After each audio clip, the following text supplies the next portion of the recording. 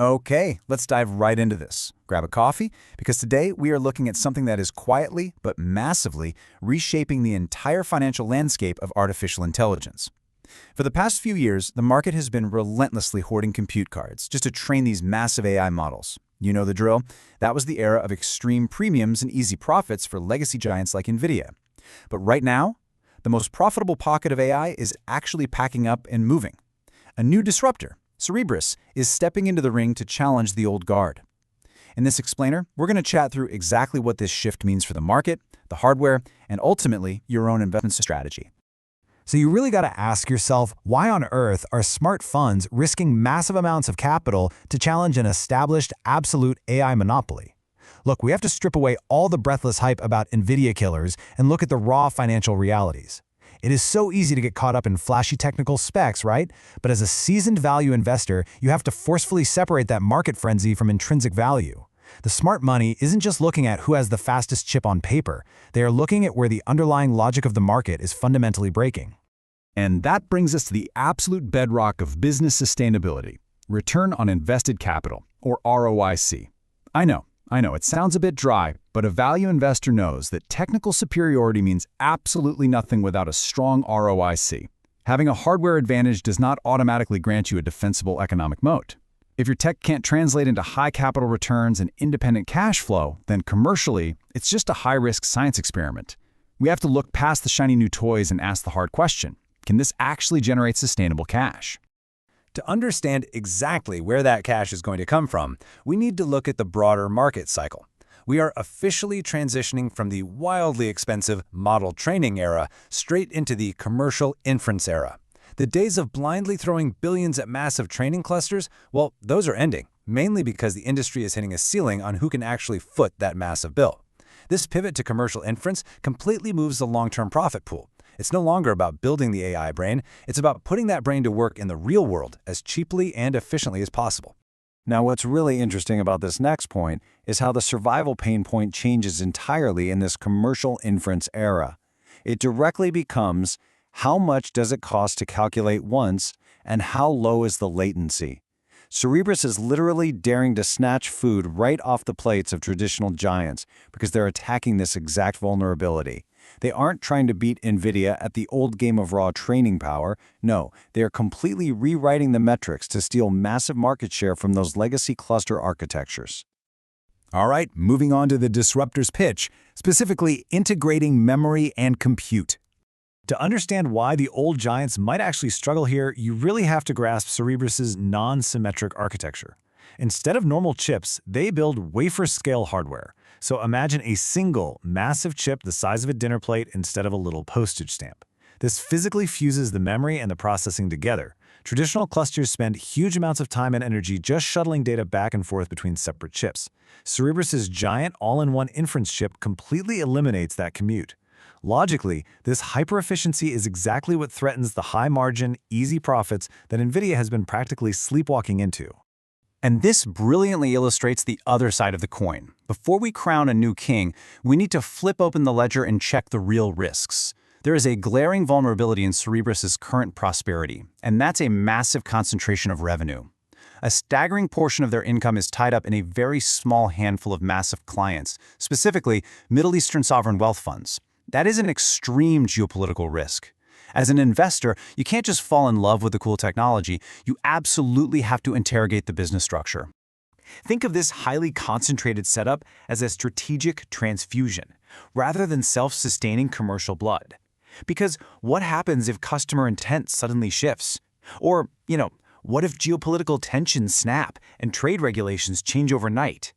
If those core sovereign funds pivot, this massive revenue stream could dry up in an instant.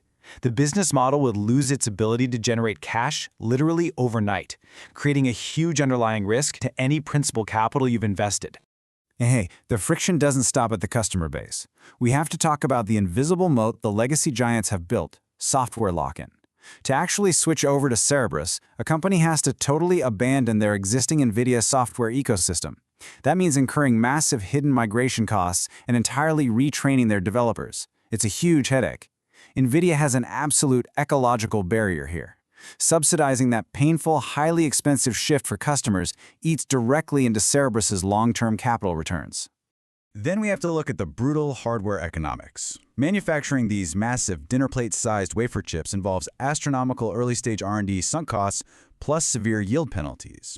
Basically, if even one tiny part of that massive wafer is flawed, it can ruin the whole batch. It is incredibly difficult to manufacture perfectly. We have to coldly calculate if they can actually cross that tipping point of scale. Can they grow smoothly like a software company, or are they forever trapped by the heavy, expensive realities of physical manufacturing? The reality is, this heavy asset business model is brutal. Every single time they want to double their sales, they have to invest exponentially more capital to secure match manufacturing capacity from foundries like TSMC.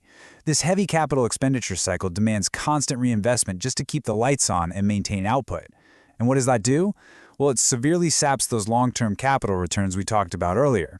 It is essentially a capital-guzzling machine that constantly requires more cash just to tread water. Whenever you deal in heavy hardware, you are a slave to the cycle. Just look at the inevitable supply and demand trajectory here. We are in year one right now. Immense hype and high demand for inference chips. That naturally triggers year two, a massive industry-wide capacity build-out, which of course almost guarantees year three severe overcapacity. Today's inference frenzy will likely end in a brutal, margin-crushing price war in just a few years. Hardware almost never escapes this boom and bust cycle. Plus, the legacy giants aren't just going to stand still and watch their lunch get eaten, right? NVIDIA has a massive war chest. They can, and absolutely will, iterate their own architectures, specifically by pushing high bandwidth memory, or HBM, upgrades. By rapidly increasing the memory bandwidth on their traditional chips, they could very well neutralize Cerebras's temporary architectural advantages. The old guard is definitely going to strike back and strike back hard. So where does this leave you, the investor, staring down an inevitable hardware price war? You basically have a dual-path choice. Path A, you buy the hardware disruptors like Cerebras. It's high risk. You're betting your hard-earned money on breaking a monopoly, but you have to accept the heavy capital burn and the brutal competition. Or there's Path B. You avoid the hardware bloodbath entirely and buy the downstream software applications.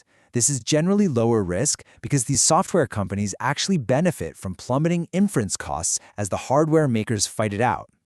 There's a classic bit of wisdom that perfectly summarizes the value investor's mindset here. The people selling shovels are fighting a price war, while the people digging for gold with cheap shovels have higher profit certainty.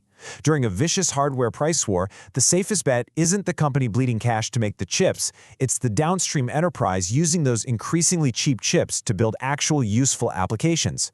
They are the ones quietly reaping the cost reduction dividends.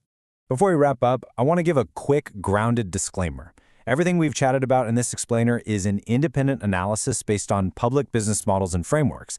It's meant to give you a clear way to think through the noise, but this is absolutely not professional investment or wealth management advice.